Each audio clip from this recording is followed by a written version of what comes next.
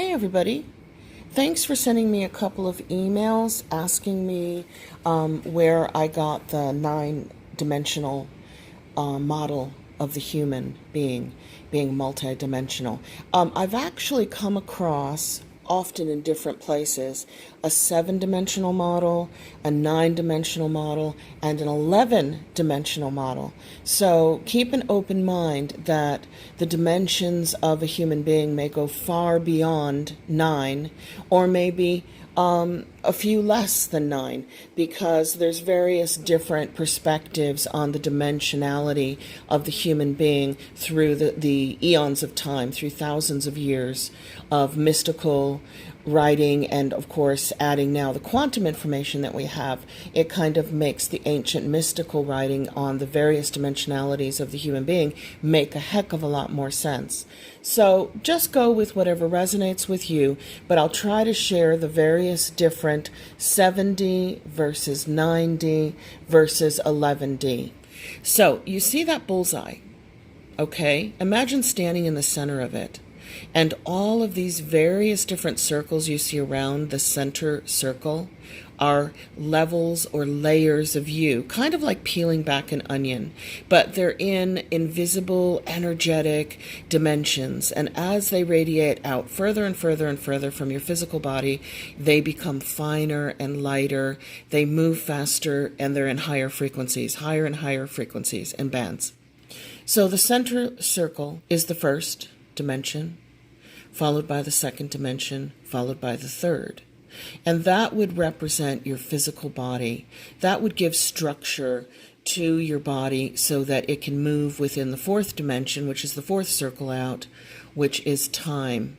And you really can't separate any of these dimensions from each other. They're kind of one unit, even though they make up 4 separate dimensions, because you can't live in a physical body as spirit without those 4 dimensions securely put together so that you have a physical vehicle to move around, to experience things with. So now count out from the center, and we know what the 4 dimensions are. We're quite comfortable with those. And look at the 5th circle out. Now, many traditions for thousands of years have considered that to be the etheric you, your etheric body. This is the mental you. This is where your mind usually resides and feels most comfortable. It's often called the consciousness or the conscious you, the thinking you, and it's kind of more electric in nature. So move out from the 5th circle to the 6th circle, and that is most often considered the astral you, your astral body. It goes out much further than your etheric body. Many people from different traditions believe that the etheric body goes out, usually radiating in a 3-foot circle around you. So if people get in your space, you kind of feel it and you're like uncomfortable, because that's where your consciousness is. That's where your mind is playing around. So we're getting back into the 6th circle out. That's the astral you. That's where most traditions place our feelings. That's where they also call it the subconscious you. This is where your flight or fight instincts come from, nurturing instincts to care for the young and the elderly and the sick. The emotional you is out there, and we spend a great deal of time out there. That's also considered heart energy in the astral emotional plane, and it's considered to be magnetic in nature. So now we're going to move out to the 7th circle, and that is the human collective mind. People don't really like it called the Hivemind because that reminds people of insects, even though bumblebees are amazing. And I even used a bumblebee as my icon for several reasons, because technically it's a miracle animal. It shouldn't be able to fly with the weight of its body and the size of its wings, but it does. So it proves to us that miracles are normal and they're all around us, but we just don't recognize them all the time. And bumblebees also fertilize. They pick up pollen from one plant, one tree, one flower, and they take it to somewhere else, and they do the cross-pollination, without which we would lose most of our food. And to me, that's kind of symbolic of the fertilization of our minds. As we share information with each other, our minds actually grow and expand beyond the information that we're actually given by each other. It has kind of a quantum effect. So getting back to the circle, which is number 7, radiating out from the center, that's the human collective mind. This is where you would see things happening like the 100th monkey effect. And this is a really interesting place for dreamscapes. A lot of our dream time is spent in the astral and in the human collective. And we have some pretty wild dreams because we like hanging out in those 2 dimensions of ourselves, of our own energy and our shared energy with the collective. So you are feeding in your thoughts and your feelings constantly and continuously, 100% of the time, into the human collective mind. And they are also feeding it in where you can pick up the information from the collective as well. So it's a give and take situation where we're constantly feeding our thoughts and our feelings and our energy into the collective, and we're constantly drawing thoughts, feelings, energy, information, inspiration out of the human collective as well. Which easily explains why multiple people can draw on the same inspiration and invent the same invention at exactly the same time in different places of the world, and sometimes accuse each other of stealing each other's invention, but they actually drew it at the same time out of the human collective mind. And it also explains why pyramids started to come up all over the world at a time in our history where there wasn't global communications, no telephones, no Wi-Fi, no internet. And it's funny because the show Ancient Aliens often says, look, there's a pyramid over in South America, and at the same time they were building pyramids in Africa. That proves aliens came down and built these for us, because how could human beings build pyramids and get the pyramid knowledge at the same time in 2 places of the world when they were living completely absent of global communication? Well, that's really easy to explain, because they were tapping into the collective human mind at the same time. In fact, that seems to be a quantum effect that actually happens a lot. And there's probably a good reason for it, because it keeps the world developing globally kind of on the same pace, instead of one part of the world expanding and evolving much quicker than the rest of the world, because they didn't get or tap into the same information at the same time. So this might be a quantum effect, that you're getting the information on how to build the pyramids from the collective human mind. Interestingly, this is also where the Mandela Effect would be operating. This is where we would be feeding our conscious and subconscious thoughts and feelings and beliefs back into the collective human mind, and based on the collective consensus, matter back down through the denser dimensions, away from the higher dimension of the collective human mind, matter would actually respond and shift and change. Anyway, back to the circles, the concentric circles or dimensions of you. So if you go out to the 8th circle on the page, that is often by many traditions considered your higher self. In psychology, they call that the superconscious mind, your superconsciousness. And that would be the quiet part of you that you reach during meditation and prayer and artwork and singing and dancing, getting kind of into an altered state to reach the highest level of your personal identity in this lifetime, in this body, in this place that we call Earth. So that is a very individual, higher consciousness. It's your higher self, and it does direct you, and it's available to you at all times if you feel like you need inspiration or direction. Now, if you go out above that, you get to the 9th circle out, or the 9th dimension of a human being, and that is often called your soul group in different traditions. And what happens is there could be 1,000, 100,000, or 1,000,000 fragments of your soul group operating in this time frame and place. So when you bump into people and you share information, or you just look at them and you recognize them, there is a slight chance that you're actually meeting somebody from your own soul group. And this is very personal to you and them, but not personal to the collective. It's not personal to all. So what happens is, if you read a bit of Seth and Jane Roberts, some of the ancient Tibetan early Bon religious thought, and a little bit from the Theosophists, although I think they often stop at 7 dimensions. And you have the higher self, your higher self, which is your transpersonal self, which can go down through all of these dimensions easily and make contact with your etheric self, your astral self, etc. Or it can go upwards and make instant contact with the higher dimensions of you, including God, which is obviously the ultimate dimension, right? That's everything. Okay, so back on track with the circles. The soul group literally is a collective group of you, and it's like splintering off into various different human beings at any one time on the planet to experience and grow and learn from this experience here and now on Earth. And then when we die, we supposedly, according to many traditions, go back into our soul group, where we share all of the experiences that we had, all of the information that we accumulated, all of the knowledge that we received from that one lifetime gets shared with everybody instantly within your soul group, because your soul group is really one.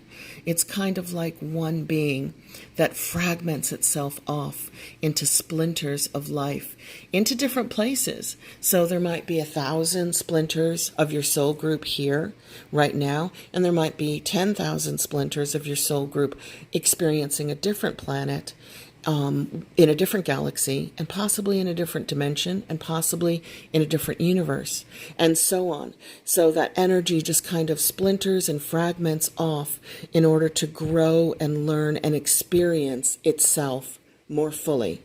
This also very conveniently can explain why you sometimes tap into the information currently of your soul group and have fantastical dreams or fantastical inspiration or thoughts or images coming through. They may be yours because you are attached and part of this bigger you, which is the soul group, which is also experiencing other places here and now and other dimensions here and now, and possibly even other universes, depending on whether or not you believe in the multiverse theory of the universe, which seems kind of logical. So I'm comfortable with that idea. Okay, so if you go up from the soul group, you will find the 10th dimension of you, and that, according to many traditions, is called the universal mind, the universal collective, or the universal collective mind. So now, in the universal collective mind, if we're dealing with just one universe, that's where all life, their thought forms, would come from. And that would include you. But it would also include life off of planet Earth.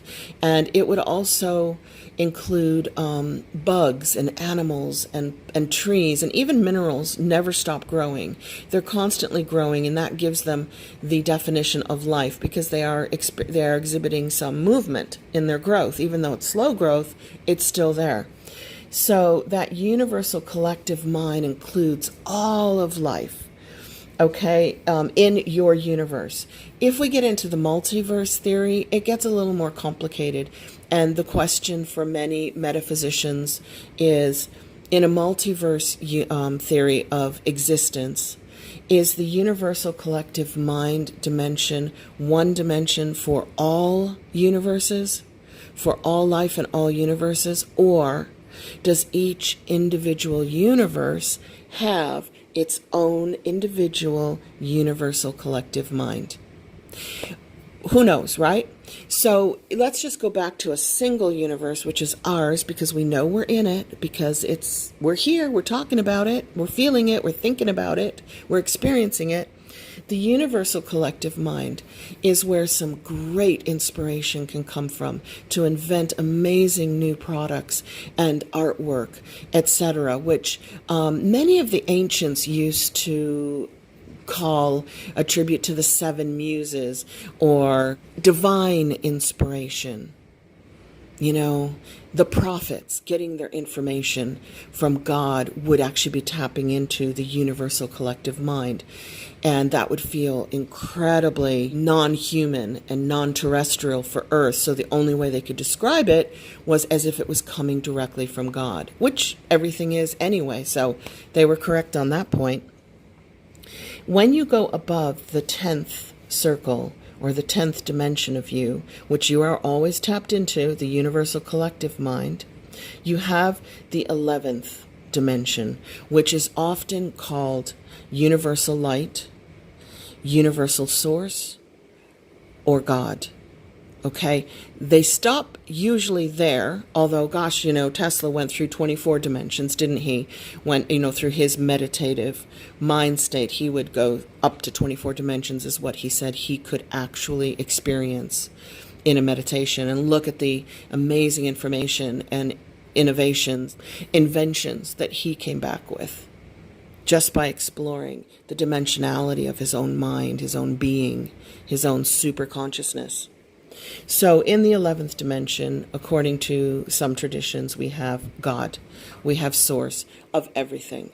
Now, in a single universe theory of existence or reality, that's really simple. We're tapped into God by literally moving through all those other in-between dimensions.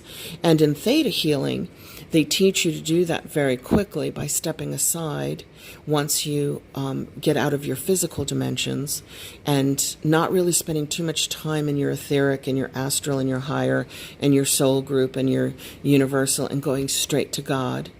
And then asking for a healing specifically for a person in a specific way or yourself. And then becoming the witness of that healing from all source energy. And then coming back in with gratitude and thanks and allowing it to kind of take its course so that the healing can be complete. Love that theory of healing. There's also, you know, the Alice Bailey books, which take you through several of these dimensions, but there's some controversy with the Theosophists and Madame Blavatsky because these people have their information has kind of been utilized now by the ruling elite and kind of utilized for Luciferianism as the bringer of light. So their information is amazing. The channeled information from Dwal Kul, the Tibetan, amazing information.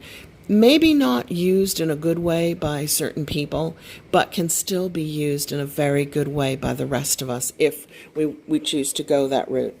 So now, if you look at the image, to get down to a 7-dimensional human body, you would simply combine the first 3 circles into a 3D physical body and call that one dimension your physical body.